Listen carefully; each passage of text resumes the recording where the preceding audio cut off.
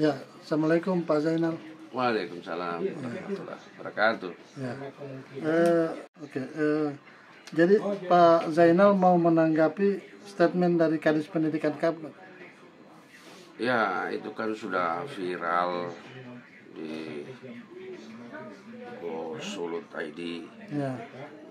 Teman saya Kadis Pendidikan Kabupaten Gorontalo, Pak Titianto Pauweni, itu menyatakan bahwa saudara kita Rismanto Linggoho itu bersekolah di PKBM Kutu Lestari Ya. selama 3 tahun sejak dari 2021 sampai 2024. Ya. Nah, ini kan tidak sesuai dengan kenyataan. Ya. Jadi kita punya data dari LPMP, dulu LPMP sekarang BPMP, bahwa yang bersangkutan saudara kita ini masuk terdaftar di PKBM Tua Lestari itu tanggal 4 Januari tahun 2024. Ya. 2024. Kemudian yang bersangkutan keluar pada tanggal 1 Juli tahun 2024 Ya. dengan alasan lulus, ya. Ya. Itu sementara begitu. Jadi menurut Bapak bagaimana tentang ijazah Rismanto Linggoho ini? Apakah asli atau palsu? Kalau saya menelaah, memeriksa, berdiskusi dengan teman-teman pemerhati pendidikan, teman-teman dari LBH PKBM, pemimpin yayasan yang membawahi PKBM seprovinsi Gorontalo, itu kita memeriksa ijazahnya itu isinya yang bermasalah. Kita ketahui bersama bahwa ijazah itu kan dokumen negara, Ya. yang dicetak di Peruri. Nah, cetakannya itu sudah tertulis tanggal 6 Mei 2024 Ya. untuk paket C. Yang katanya Pak Rismanto Linggoho ini, anggaplah begitu. Ya. Tetapi pengisian data di dalam ijazah itu yang tidak sah menurut saya. Jadi cukup beralasan saya mengatakan itu bahwa pengisian data di dalam itu ada ketentuan mengatur itu. Ya. Ada peraturan yang mengatur itu. Di dalam atau di catatan kaki ijazah itu sudah ditulis dasarnya. Itu kan Kepala BSKAP, Kementerian Pendidikan Kebudayaan Ristek RI nomor 012.A tahun 2024. Ya. Itu dasar untuk mengisi ijazah ini. Tetapi apa yang terjadi dengan ijazah ini? Tanggal 6 Mei keluar format ijazah ini. Ya. Tanggal 6 Mei juga diisi dan ditandatangani oleh Kepala PKBM. Itu yang membuat ini tidak sah. Dan kita lihat, kita coba kembali lagi ke tadi. Saudara kita ini Rismanto Linggoho ini masuk terdaftar di PKBM Kutu Lestari itu tanggal 4 Januari 2024. 24 ya. Itu kan kata Kepala Dinas Ya. Pendidikannya kan dari dari tahun 2021 sampai 2024. Nah, ini data dari BPMP. Ya. Lembaga resmi, lembaga vertikal pendidikan, Kementerian Pendidikan yang ada di Provinsi Gorontalo mengeluarkan data itu. Ya. Bahwa Rismanto Linggoho itu mendaftar di PKBM Kutu Lestari itu tanggal 4 Januari tahun 2024. Ya. Dan selesai atau keluar pada tanggal 1 Juli tahun 2024. Dikaitkan dengan ijazah Mei. Ya, 6 Mei 2024 berarti hanya 4 bulan 2 hari saudara kita Harisman Tolinggo sudah pegang ijazah. Ya, betul. Nah ini kan. Sedangkan Pak Kadis bilang 3 tahun. 3 tahun. Harus belajar. Jadi ini pembohongan publik. Ya. Jadi mohon maaf teman saya Kadis Pendidikan Kabupaten Gorontalo, Ya. Pak Titi. Ya marilah kita sebagai masyarakat, sebagai pelaku pendidikan, marilah kita transparan Ya. dalam mengelola pendidikan ini. Nah ini kan tanggung jawab moral kita sebagai masyarakat, maka saya melakukan konferensi pers ini. Ya. Gitu, ya. Jadi bagaimana tentang BSKP itu, Pak? BS Badan Standar. KAP itu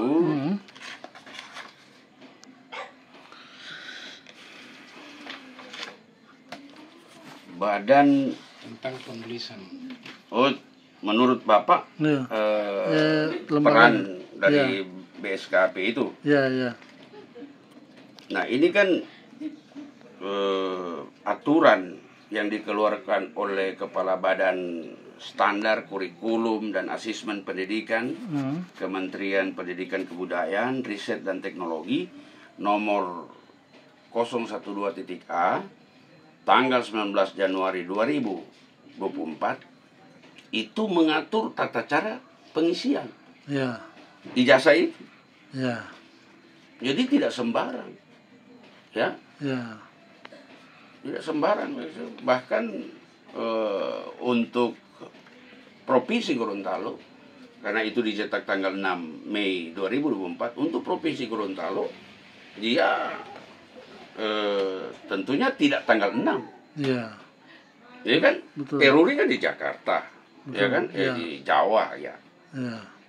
Distribusi ke Provinsi Gorontalo, distribusi ke kabupaten kota, distribusi ke PKBM PKB. Ya. Memakan waktu. Kan logika. Iya. Tidak mungkin tanggal 6 dicetak, tanggal 6 juga diisi. Betul. Iya kan? Nah, oleh karena itu ada aturan yang dikeluarkan oleh Badan Standar Kurikulum Asesmen Pendidikan ini. BSKP tadi, Pak. Dia BSKP itu. Ya.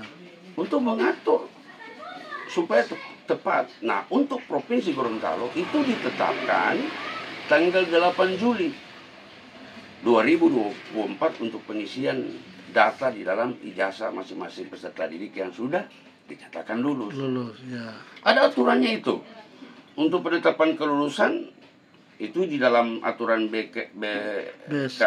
BSKAP itu ada tertuang dalam lampiran 1 huruf C, poin 2 huruf C yang menetapkan bahwa tanggal kelulusan adalah 6 Mei Ya. 2024. Ini dalam aturan. Ada di aturan. Ada dalam aturan. Makanya ada di catatan kaki setiap ijazah Iya. itu aturan yang harus diikuti, dituruti, ditaati di dalam proses pengisian ijazah ini. Ada tertulis itu, Pak? Tertulis, Pak, dalam aturan itu. Ya, ya, ya. Nah, kemudian untuk pengisian belangko ijazahnya, ini lebih detail lagi. Ya. Ini lebih detail lagi. Jadi, yang tertuang di dalam lampiran 1 huruf E poin 3 yang menetapkan bahwa tanggal penerbitan ijazah oleh satuan pendidikan paling cepat 1 hari setelah tanggal penetapan kelulusan peserta didik dan paling lambat tanggal 31 Juli 2024. Nah, tanggal 6 kan dinyatakan lulus. Seluruh Indonesia. Ya, ya, ya. Nah, makanya diberi jeda 1 hari setelah Dinyatakan. tanggal 6 Mei. Ya. Jadi pilihannya 7 Mei sampai 31 Juli 2024 itu pengisian. Ya. Nah, di kasus ini penentuan kelulusan tanggal 6 Mei kan secara nasional. Ya, betul. Tapi pengisiannya juga tanggal 6 Mei. Di sini kelirunya. Ya, ya, ya. Dan itulah alasan kenapa saya mengatakan bahwa ini tidak sah. Gitu. Karena apa? Melanggar aturan. Apa yang dilanggar? Ini. Peraturan keputusan Kepala BSKAP, Kementerian Pendidikan, Kebudayaan, Ristek nomor 12A tahun 2024. Iya. Itu alasan kenapa saya mengatakan saya komplain konferensi pers yang yang viral oleh Pak Titi Pauweni, teman saya, Kepala Dinas Pendidikan Kabupaten Gorontalo. Iya. Janganlah melakukan pembohongan publik. Ini tanggung jawab kita bersama untuk mengangkat derajat pendidikan kita. Iya. Gitu. Saya kira begitu dulu. Ya. Jadi Pak, setahu kami masalah ini sudah dilaporkan ke Bawaslu Provinsi. Dan informasi terakhir, keputusan Pleno Gakumdu itu keputusannya tidak dilanjutkan. Bagaimana pendapat Bapak? Oh iya, saya kebetulan diperiksa juga sebagai saksi. Ya. Ya, saksi. Jadi ada laporan, saya diperiksa sebagai saksi. Nah, di dalam pemeriksaan itu sebagai saksi yang diperiksa oleh Gakumdu pada beberapa hari lalu kemarin, sebelum diplenokan, saya sudah mengatakan ini. Yang saya sebut tadi, yang saya katakan tadi, itu semuanya sudah saya sampaikan pada saat pemeriksaan di Gakumdu. Iya. Dasarnya apa, bahwa ini terjadi kesalahan dalam penulisan. Saya ditanyakan apakah ijazah itu asli, formatnya asli. Ya. Saya katakan itu formatnya asli, tetapi menjadi tidak sah, tidak asli lagi, karena tidak sesuai aturan. Ya. Begitu. Tidak ada masalah saya dengan Pak Kadis, Pak Titi, teman saya, Kepala Dinas Pendidikan Kabupaten Gorontalo. Tidak ada masalah juga saya dengan Saudara Risman Tulinggo. Tidak ada masalah. Ya. Saya bangga karena ada orang juga mau sekolah itu paket ABC. Ya. Ya, karena itu kan diadakan untuk tujuan mencerdaskan kehidupan bangsa. Tetapi cara mendapatkannya harus legal. Kalau ini ilegal, Pak. Masa orang mendapat ijazah hanya 4 bulan 2 hari? Lalu kepala dinasnya melakukan pembohongan publik bahwa dia sekolah 3 tahun dari 2021 sampai 2024. Ya. Sementara terdaftar di PKBM itu sesuai data dari BPMP.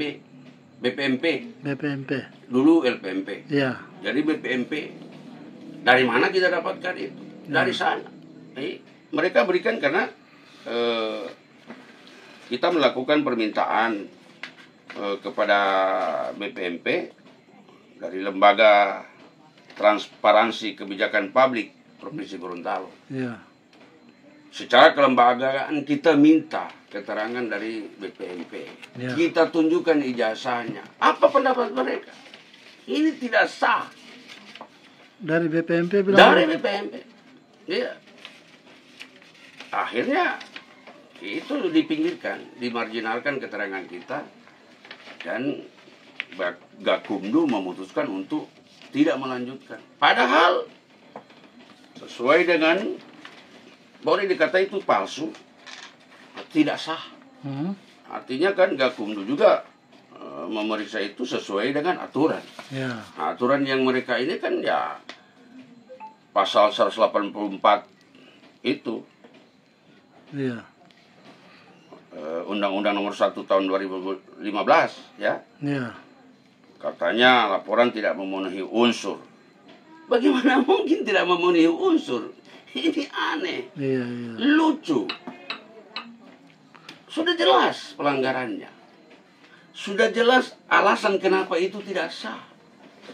Nah, ini di pasal 184 Undang-Undang nomor 1 tahun 2015 itu menyatakan setiap orang yang dengan sengaja memberikan keterangan yang tidak benar atau menggunakan surat palsu seolah-olah sebagai surat yang sah tentang suatu hal yang diperlukan bagi persyaratan untuk menjadi calon gubernur, calon bupati, calon wali kota, dipidana dan seterusnya. Ya, ya, ya. Kalau dipidana kan berarti ada sesuatu yang salah. Ya. Mestinya ini dilanjutkan. Ya. Nah, oleh karena itu saya berpendapat Gakumdu harus melanjutkan kasus ini. Kalau dihentikan, tidak dilanjutkan, ada apa? Ya. Terus pelanggaran ini bagaimana? Nah, sengaja ini saya mengungkap ini agar teman-teman seluruh warga negara, ya terutama para pemerhati pendidikan, ayo mari kita selesaikan urusan ini agar jangan sampai terjadi lagi ke depan. Begitu sudah mau ada pemilihan legislatif, wah kasak-kusuk. Ya, betul. Seperti ini. Ya, ya. Begitu mau maju jadi bupati, wali kota, kasak-kusuk lagi. Ya. Iya kan? Ya. Kemudian pemilihan gubernur, begitu juga. Nah, ini seolah-olah sudah jadi ajang bisnis. Nah, ini juga kesempatan, sudah viral. Iya, iya. Sudah ramai dibicarakan. Kemarin ada orang tua, ibu-ibu, marah-marah anaknya. Menangis anaknya. Minta uang jajan. Ibunya marah-marah. Sudah saja. Nggak usah lagi pergi sekolah. Ngapain pergi sekolah? Ini mau jadi pemimpin saja. Cuma dapat paket A, paket B, paket C. Ya. Ini kan walaupun sebenarnya pendidikan itu ada dua, formal dan informal. Dua-dua sama perlakuan oleh negara, ya kan? Orang paket C juga bisa melanjutkan ke perguruan tinggi dengan ijazahnya itu. Cuman cara mendapatkannya itu bagaimana? Ini yang harus menjadi perhatian semua pihak. Makanya saya menghimbau kepada Gakumdu, ayolah. Jadi begini Pak, sesuai konfirmasi kami kemarin di Bawaslu, Ya. apa alasan Bawaslu tidak melanjutkan ini kasus ini? Terus mereka bilang Bawaslu tidak mempunyai kewenangan untuk mengatakan bahwa ijazah ini asli atau palsu. Yang mempunyai kewenangan itu dari Diknas. Nah, bagaimana tanggapan Bapak? Jadi yang punya kewenangan memberikan bahwa asli atau palsunya ini adalah Diknas. Yang mengeluarkan ijazah itu. Ya. Nah, makanya itu kepala dinasnya ini teman saya Titi ini, Titi Pauweni ini mengatakan bahwa sesuai dengan kebutuhan. Ya. Bahwa ini asli. Yang bersangkutan sekolah 3 tahun dari 2021 sampai 2024. Ini data dari BPMP. Ini instansi vertikal pendidikan yang ada di Provinsi Gorontalo. Seluruh data mau formal mau non formal ada di situ. Kita minta dan mereka minta kita tunjukkan ijazahnya dari tanggal pengisiannya saja salah. Sengaja ini. Kalau lihat dari data yang keluar dari sana dari BPMP hanya 4 bulan 2 hari. Ini. Iya betul. Sudah lihat sendiri kan? Iya. Jadi ayolah, kasihan pendidikan kita ini, janganlah dirusak karena libido untuk berkuasa. Kasihan. Jadi ini kan mempengaruhi anak-anak kita. Orang-orang macam tadi itu kan orang-orang sudah berpikir, buat apa kamu sekolah tinggi-tinggi? Bisa beli, bisa beli saja. Bisa bayar ijazah. Bisa. Itu kan. Nah ini juga saya menghimbau kepada teman-teman APH, aparat penegak hukum. Tanpa dilapor Pak, ayo turunlah. Saya juga sarankan ke para bupati, wali kota, gubernur, coba duduk rapat Forkopimda Plus, hadirkan yang terkait dengan kependidikan. Terus buka ke mereka semua. Misalnya Pak Polisi, ayo turun, sisir semua PKBM yang ada. Karena ingat, pendidikan formal dan pendidikan non formal sama-sama dibiayai oleh negara, Jadi ada anggaran negara di situ.